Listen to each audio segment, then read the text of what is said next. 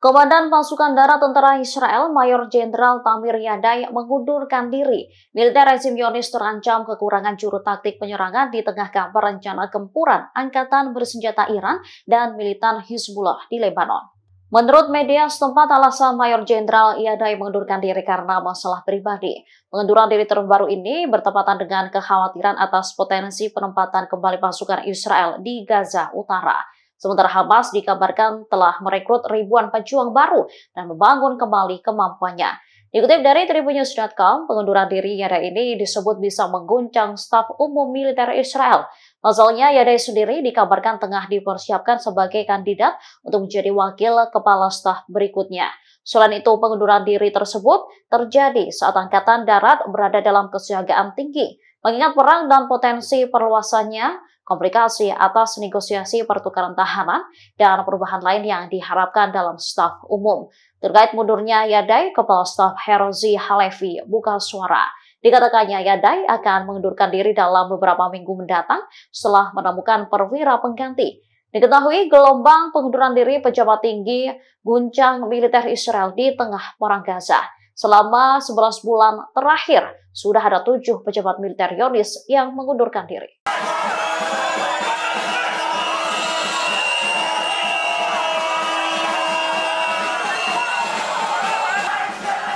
Ribuan demonstran melakukan protes di kota-kota di Israel Tengah, termasuk Tel Aviv, untuk menuntut kesepakatan pertukaran sandera dengan kelompok perlawanan Palestina Hamas pada Selasa 3 September 2024. Para demonstran bahkan sempat terlibat bentrok dengan aparat setempat. Diketahui para pengunjuk rasa memblokir Begain Road di Tel Aviv dan meneriakkan slogan-slogan. Demonstran turut membakar ban bekas di tengah jalan dan melingkarinya. Mereka juga ingin Benjamin Netanyahu mundur dari Perdana Menteri Israel.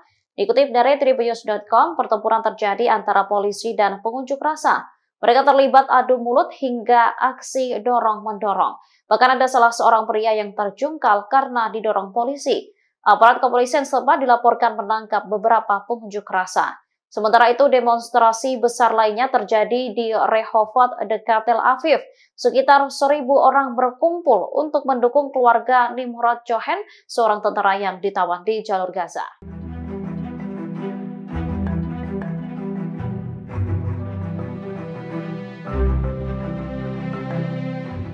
Pasukan perlawanan di Lebanon Hizbullah menghancurkan sistem Al-Asi milik Israel. Akibat serangan itu, jumlah tentara rezim Zionis yang terluka kian bertambah banyak. Hizbullah mengaku menargetkan 4 pangkalan spionase intelijen militer Zionis dengan senjata yang sesuai di utara wilayah pendudukan. Mereka menargetkan sistem teknis pangkalan Al-Asi dengan senjata yang sesuai. Dikutip dari Pars Today, serangan ini diklaim menyebabkan kehancuran peralatan pangkalan tersebut.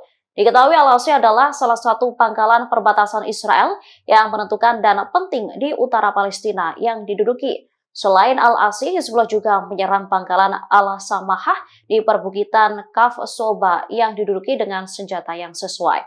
Perlawanan Islam Lebanon juga melancarkan serangan mortir ke pangkalan Al-Radar di ladang Seba yang diduduki. Menurut media setempat, pada Selasa 3 September 2024, jumlah tentara Israel yang terluka sejak konflik pecah pada 7 Oktober 2023 terus bertambah. Kini dilaporkan ada 10.400 tentara rezim Zionis yang terluka.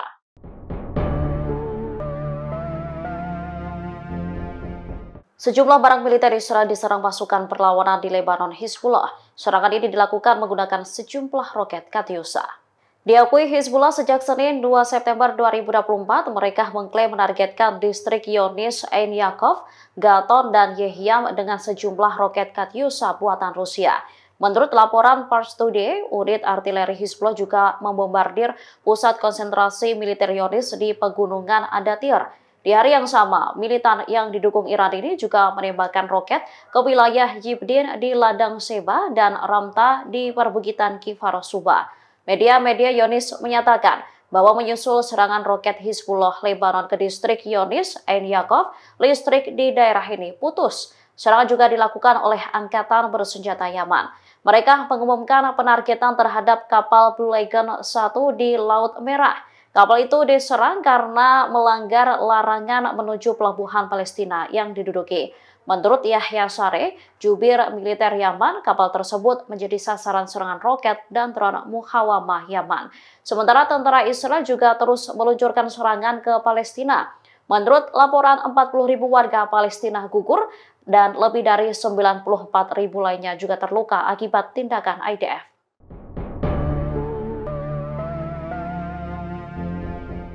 Wilayah Israel Utara kembali dihantam puluhan rudal oleh pasukan perlawanan di Lebanon Hizbullah pada Rabu 4 September 2024. Serangan ini disebut-sebut sebagai serangan terbesar Hizbullah sejak bulan Agustus kemarin.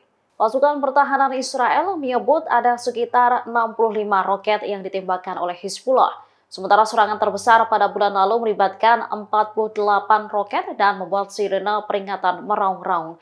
Dikutip dari tribunnews.com, kebakaran terjadi di beberapa tempat di Kiryat Simona dan area sekitarnya setelah serangan terbaru ini. Tak hanya kebakaran, juga terjadi kerusakan di beberapa bangunan. Pemadam kebakaran berusaha memadamkan api di halaman sebuah rumah di Kiryat Simona dan mencegah api itu menyebar ke bangunan. Sementara itu di Tel Hai, ada 2 tim pemadam kebakaran yang berupaya menjinakkan si jago merah di area terbuka di dekat Monumen Singa Mengaung. Di dekat Beit Hillel, terdapat beberapa titik api di area terbuka. Api juga muncul di area terbuka antara Dison dan Ramot Naftali. Meski demikian, IDF memastikan tak ada korban jiwa akibat serangan Hizbullah. Download Tribun X sekarang, menghadirkan lokal menjadi Indonesia.